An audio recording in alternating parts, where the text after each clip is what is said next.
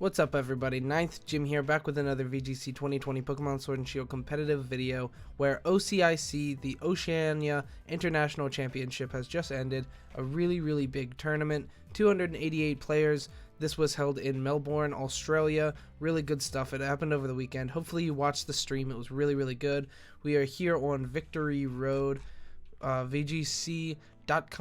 I'll link it in the description below. However, we have top 64, which is really good stuff, and yeah, we're gonna go ahead and talk about it. So as far as winning team was Marco Caludera against against Eduardo Cunha, known as MBC, in the finals, and this was a really good match, and hopefully you watched it. If not, I'm sure you can find it on Pokemon official YouTube channel. I know you can find it there, actually. I'm pretty sure, because they live streamed it all in there, and I'm pretty sure you can watch all of the old streams, because I missed the day one, or I missed half of day one, and then I watched the rest of it day two, so should be able to watch that on there.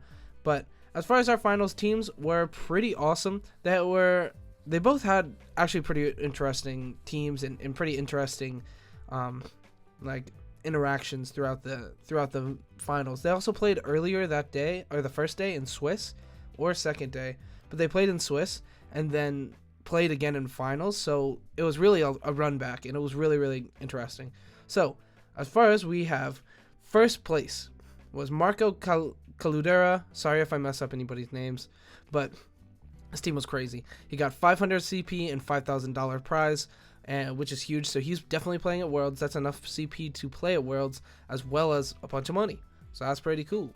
And so yeah, his team was awesome. It has the Whimsicott Duraludon start, which we saw the Whimsicott Duraludon lead almost every game. It was really good, and it's kind of just one of the most expected things you'll see going into a big event. It's a very common strategy, is the Whimsicott Duraludon. It's very strong, very common, really good. You get to fake out or tailwind, and then your Duraludon gets to max, and then just kill everything with fake tears support, and then you also have tailwind for speed control. It's really powerful.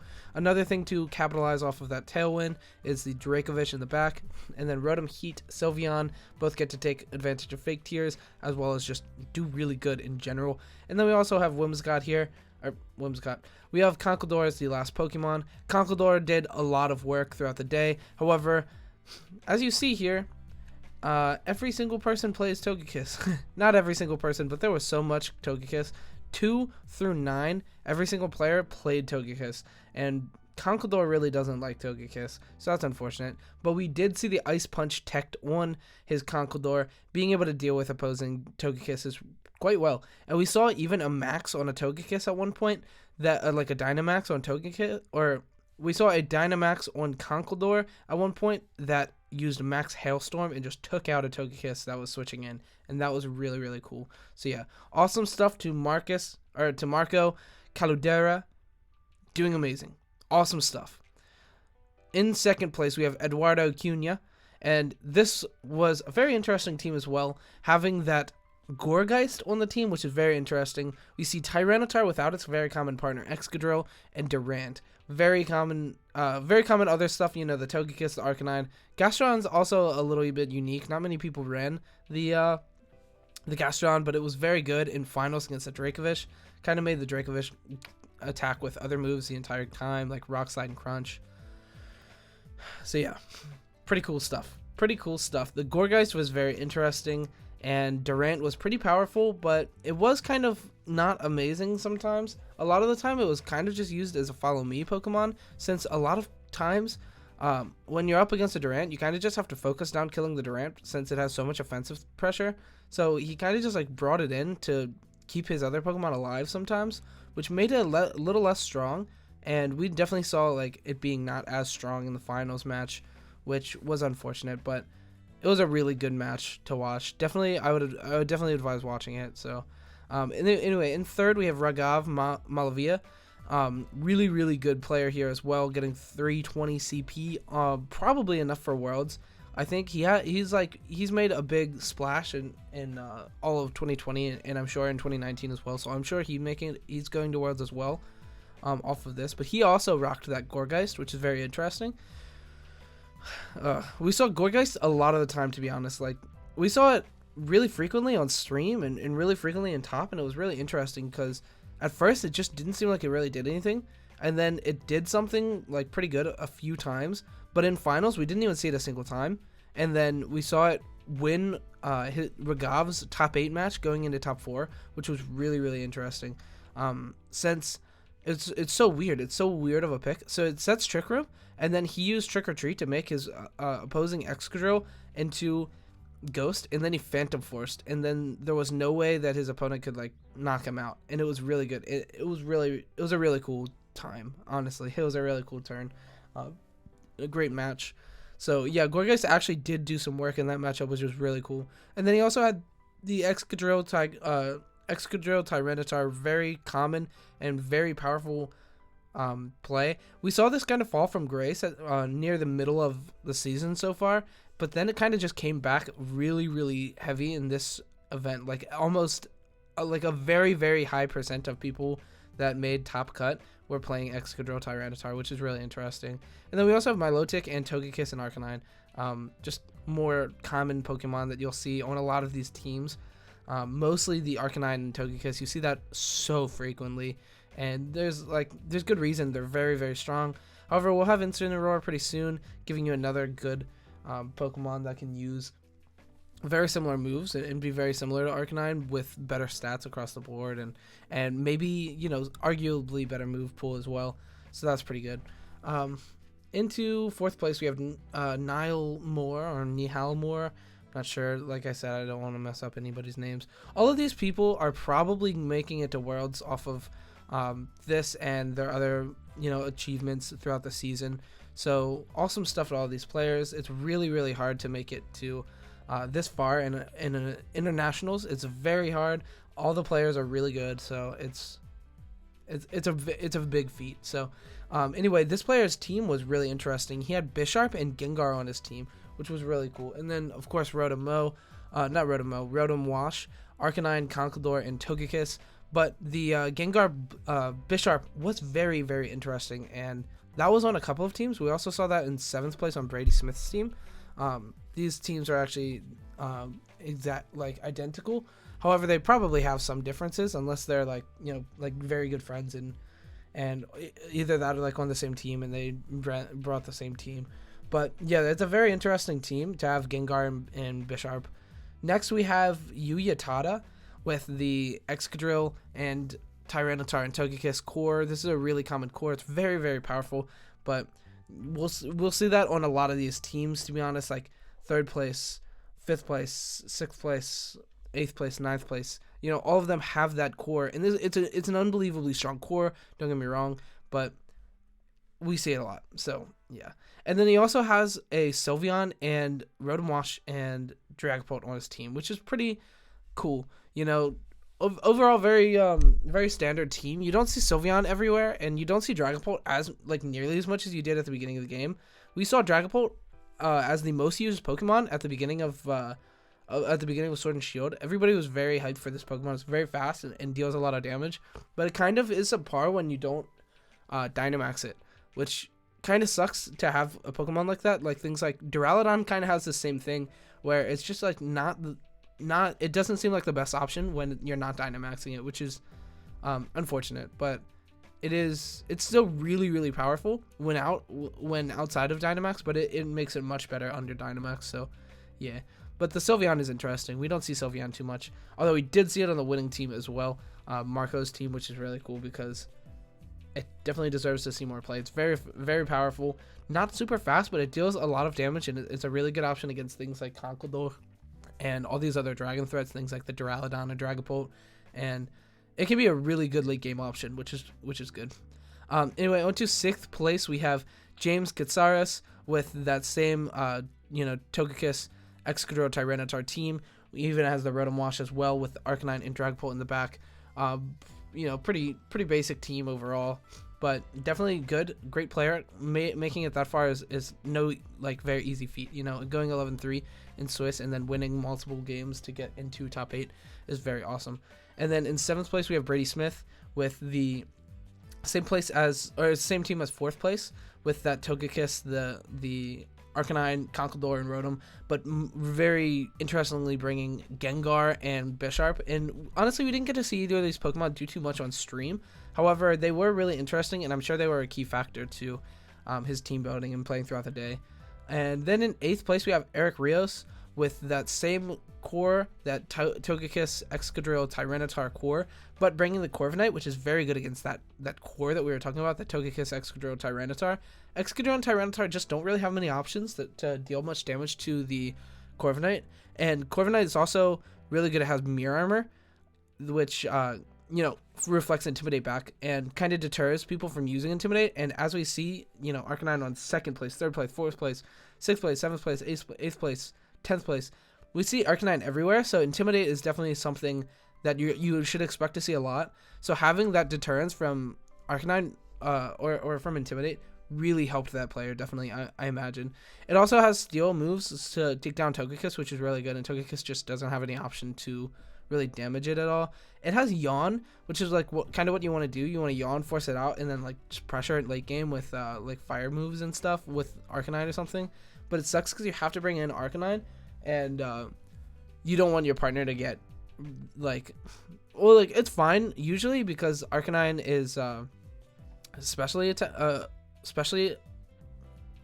special most of the time, so it's kind of like evens out. This is kind of fine if your opponent just reflects it, but still. And then we also see that Gastrodon on his team as well, which I believe was a pretty popular pick for your like water type a lot of the time. Anyway, that's gonna be it for our top 8. The rest we're just gonna go through pretty briefly here, just so that we can move this video along. We're already at almost 10 minutes, so yeah. But we see Gothitelle team, which is very interesting. Gothitelle not being on a very Trick Room team in general. Same with the in 9th place, we have the Dusclops running these Trick Room teams to kind of just like deter Trick Room. So a lot of the times they'll reset Trick Room, or they're played on a very mid-speed team in general. So you see in 9th, like the Excadrill Tyranitar is meant to be fast with the Sandstream, but the rest of the team isn't very fast. They're like kind of just average speed. So when your opponent is running something like Tailwind, like very fast Pokemon, you can just set Trick Room and then be faster than all of them. So you don't have to run Trick Room with like Rhyperior and Gastrodon and Conkeldurr. You don't have to run Rhyperior. You don't have to run very hard Trick Room Pokemon on a Trick Room team, or a team that can use Trick Room, which is another really cool thing we have to see. And Gothitelle also has access to Imprison, which means that this Pokemon can set or deny Trick Room really well, which is really cool, and a very valuable asset. We also have Indeedee on the next team, which is interesting. We see the Hitmontop on 12, which is interesting. We see the weakness policy Togekiss with Hitmontop. We saw him try to do that on stream. However, it didn't really go off that well because of Follow Me from opposing Togekiss. We see Togekiss on almost every team, and that's just what it's going to be for the rest of the format, in my opinion. Togekiss has been such like an impressive threat. Like, it's just been so impressive of a Pokemon. We also see some really interesting stuff here. Mostly that Galar-Weezing, Mudsdale, Umbreon, Salazzle team is very interesting. We're going to go through these pretty fast. We see Dusclops again on a rather fast team, which is just interesting to me. We see Inteleon. I like Inteleon a lot. I think it's very, very good. Inteleon, Grimmsnarl, Fake Tears support. We also have Rotom Cut or Rotom-Mow on that team with Chandelure. It's really just a good team in general. I really like Inteleon. I think it's very powerful. Seeing some more Jellicents. The Meowstic here is very interesting. I like Meowstic a lot. It's Prankster. It's really strong. Prankster, and it's really, really good. It also deals like pretty solid damage actually with Psychic, which is pretty cool. It has Thunder Wave Prankster for a really good form of speed control.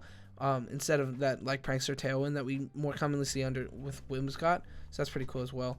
And then more Jellicent. We see a Togedemaru Gyarados here, which is pretty interesting. Overall, more Gourgeist, more Durant. Rotom Cut. Lapras is interesting. Musharna is very interesting. Mimikyu we don't see much of. Hitmontop, Milotic. More Togedemaru Gyarados is really powerful. I really like that actually. The Grimmsnarl, Inteleon more, Raichu, Togedemaru. A lot of Gyarados with Lightning Rod support we're seeing is pretty cool. And then our first Ferrothorn, our first Galarian Darmanitan, another Dracovish. Dracovish was able to win the event, or Dracovish was in the team that won the event. Barrascuda, a lot of very interesting stuff here. We see a Sneasel, so that's Eviolite Sneasel most likely. That's really interesting. See a Hatterene, we don't see very frequently. I'll definitely link this down below so that you can see all these teams yourself and kind of, you know, go through them a little bit easier. I'm going through them really fast right now just to talk about the very interesting Pokemon. We see a Clefable here with that new ability Friend Guard from Pokemon Home. It's really good. Goodra on the same team as the Inteleon is really cool. Raichu, Gyarados again is a very interesting team comp, a very interesting lead. Rillaboom, Dracozolt, Hippowdon, what an interesting team. So yeah, it just goes to show you can definitely play some crazy combinations. We see Berserker and Machamp here. You can definitely play some really interesting stuff, but honestly, you either have to be very good with your team comp, or it has to be very strong team comp. There's also a Cinccino here. It has to be a very strong team comp for you to do well. And if you actually go to big events and bring interesting stuff, you can do well. Like as we see here in fourth place, we have Bisharp and Gengar team. That's really interesting. We see Gourgeist on these top teams, but most of the top teams still have that integral core. Things like that Togekiss, Arcanine, Togekiss, Excadrill, Tyranitar, things that you just know are going to be good. No matter what you go against, you know that these combos are going to be very strong. These leads are going to be very strong.